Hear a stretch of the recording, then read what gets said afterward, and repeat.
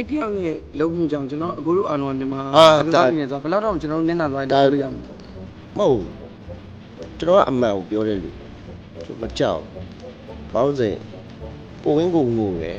ပွဲထိုးရတော့စိတ်သက်ခိုင်မာမှုမရှိတော့ဘူးလေအခုကသူများတင်းကကိုဟာကွက်ကိုစောင့်နေတာဒီကွက်ကိုဘယ်လိုလုပ်မလဲဟုတ်တယ်မလားအခုကမဟုတ်ကိုတင်းတဲ့ကိုလုံနေတော့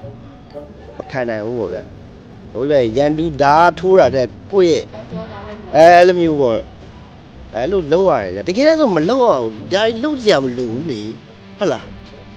ပြန်ဝတ်တော့ကိုရီးယား fight ဒီစိတ်ပွားအောင်လုပ်နေရမယ့်ဟာဒီ